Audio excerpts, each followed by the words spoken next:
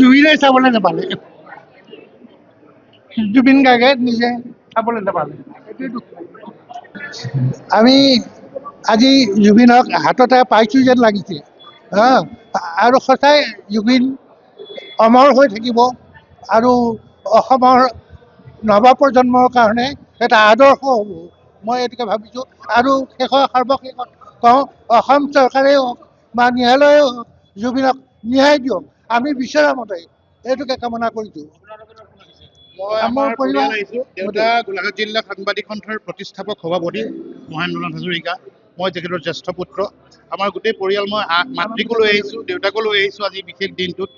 এটা কাৰণ, জুবিনক শ্ৰদ্ধা জনোৱা এটা হ'ব। আজি চিনেমাখন চোৱাটোৱেই নহয়, আচলতে আওপকীয়াকৈ আমি জুবিন গাৰ্গক এটা শ্ৰদ্ধাও জনোৱা হ'ব। সেই বুলি ভাবি মই সপৰিয়ালে আমি একেলগে আহিছোঁ, ভাইটি, মই, দেউতা, মা, আমি সকলো একেলগে আহিছোঁ আজি চিনেমাখন কৰিবলৈ। খুব দুখ লাগিছে, আমাৰ ইমানেই দুখ লাগিছে, কি ক'ম, চিনেমাখন চাওঁতে বিৰাট দুখ লাগিছে। আমাৰ মুঠতে এটাই লাগে, জুবিনৰ ক্ষেত্ৰত অতি সোনকালে আমাক ন্যায় বিচাৰিছোঁ। চিনেমাখন বহুত ধুনীয়া, মই আকৌ চাম আৰু জুবিন দাই ন্যায় পোৱাটো বিচাৰিছোঁ। আৰু এইবাৰ এইখনে লাষ্ট অভিনয় কৰা চিনেমা, সেইটো কাৰণে বহুত দুখ লাগিছে। চিনেমাখন চালোঁ, আচলতে এই চিনেমাখনক সমালোচনা কৰিবলৈ একো নাই। আজি অসমীয়া হিচাপে আমি যে তেওঁৰ মৃত্যুৰ পিছত ন্যায়ৰ বাবে যুঁজিবলগীয়া হৈছে, এয়া কিন্তু সঁচাকৈ লজ্জাজনক বিষয়। ইয়াৰ জৰিয়তে অসম চৰকাৰক অতি শীঘ্ৰে জুবিনদাৰ ন্যায় পাবলৈ আমি আহ্বান জনাইছোঁ। আৰু সকলো আহক, সকলোৱে আহি চিনেমাখন উপভোগ কৰক।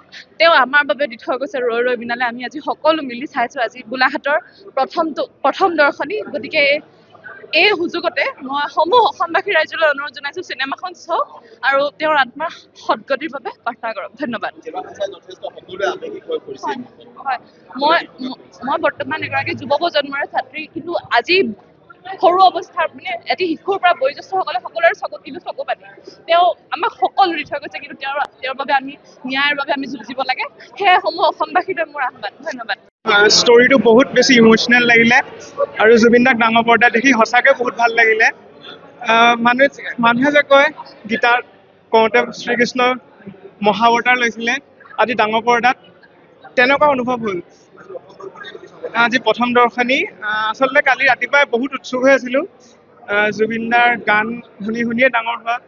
এতিয়া জুবিন দাৰ শেষবাৰৰ কাৰণে, কিন্তু শেষ বুলি নহয়, এবাৰ চাই সঁচা কথা ক'বলৈ মনেই নভৰিলে। এতিয়া মানে পটককৈ শেষ হোৱা নিচিনা লাগিলে। এতিয়া হয়তো আকৌ এবাৰ চান্স পালে চাবলৈ আহিম। এইখনেই যিহেতু শেষ জুবিনদাৰ। হয়, মানে বুজাব নোৱাৰা এটা কথা।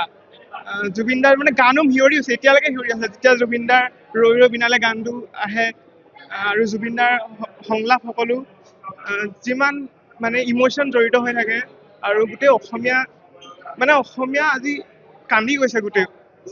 আমি কমাৰবন্ধা গোলাঘাট। অভিনন্দন বৰা। ঠিক আছে। চাই পিনি বহুত ভাল লাগিলে, যিহেতু জুবিনদাৰ আৰু তেনেকুৱা শেষবাৰৰ বাবে আমি জুবিনদাক দেখিবলৈ পাইছোঁ। বহুত এটা বিষো আছে যে জুবিনদাৰ আৰু নতুন নতুন গীতসমূহ আমি নাপাম। চাই বহুত ভাল লাগিলে, বহুত আৱেগিক হৈছোঁ। টাইমৰে যিহেতু জুবিনদা নাই, তেওঁৰ স্মৃতিয়ে সদায় আমনি কৰিব আমাক। বহুত ভাল লাগিলে। ধন্যবাদ। যিকোনো খবৰৰ বাবে যোগাযোগ কৰক 7099017330 লগতে 7099017110 নম্বৰত।